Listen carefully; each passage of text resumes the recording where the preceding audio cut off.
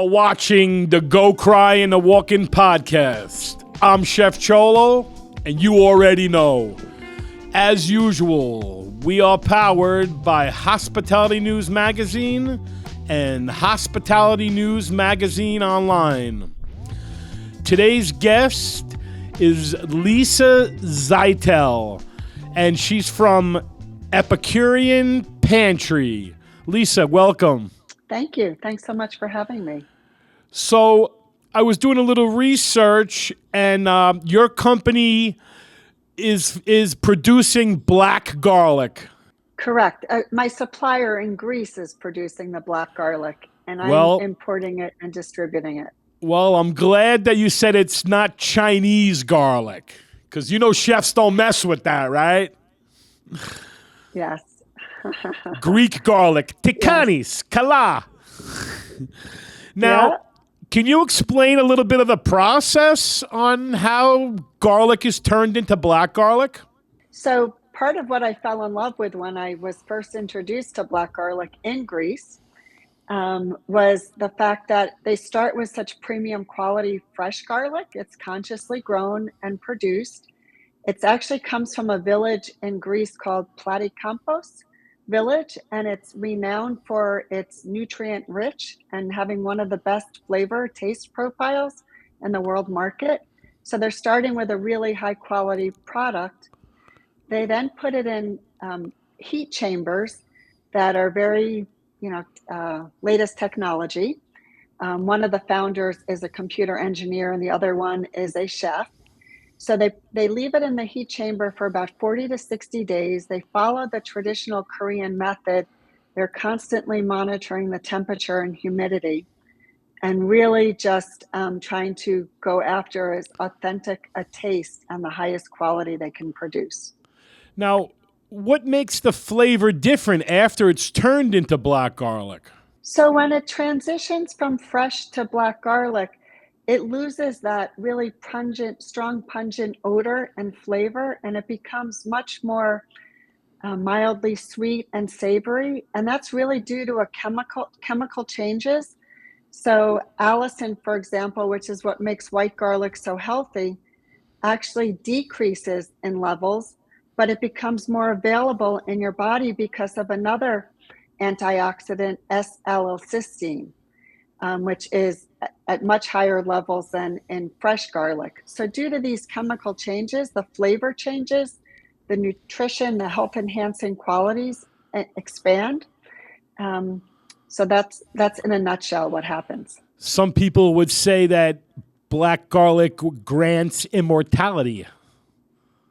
Is that right? Yes. Yeah. Yes. You see, Chef Cholo learned. I tried to eat a quote. Yes. I just fell in love. I was a nutrition major in undergrad, so I worked as a nutritionist and I spent my whole professional career in healthcare. And I knew when I retired, I was actually celebrating my retirement in Greece on a sailboat when I met my supplier. I knew that like a light bulb went off. I always wanted to get back to nutrition, and now I finally feel like I've done that.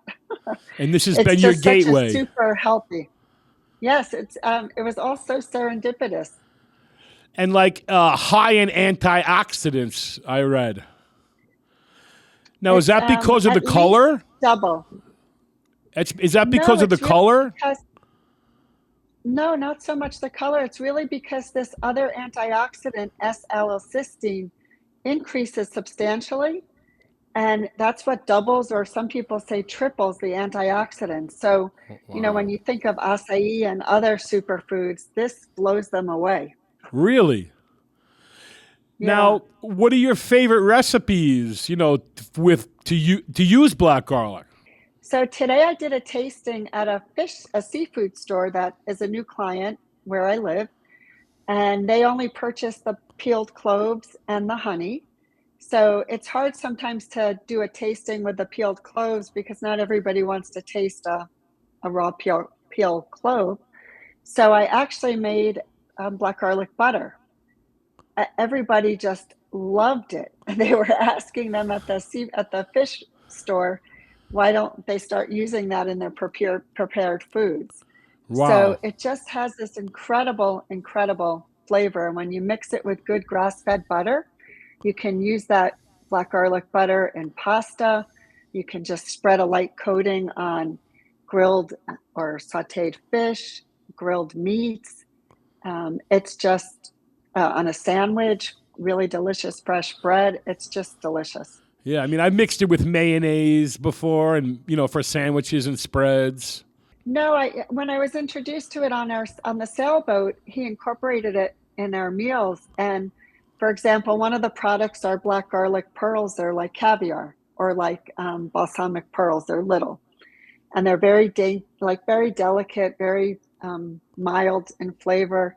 He would put those on our eggs in the morning, make deviled eggs, make poached eggs. It's wonderful as a garnish on food.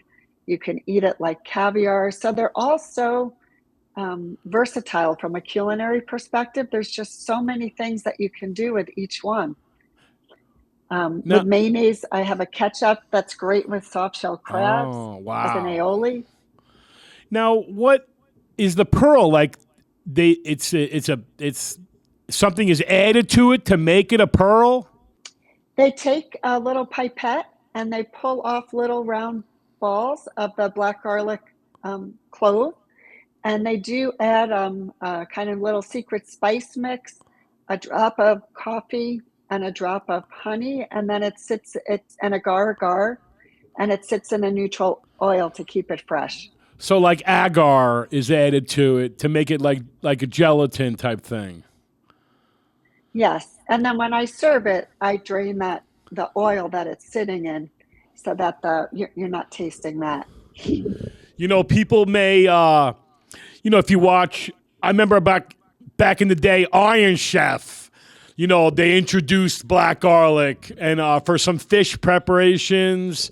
And then I remember Top Chef was a big user at one point. And then there's a cartoon. I don't know if anybody ever told you that. It's called Bob's Burgers. And it's like one of these adult cartoons. And he's going to make a special burger at a competition with black garlic. And he doesn't bring it. He forgets to bring it.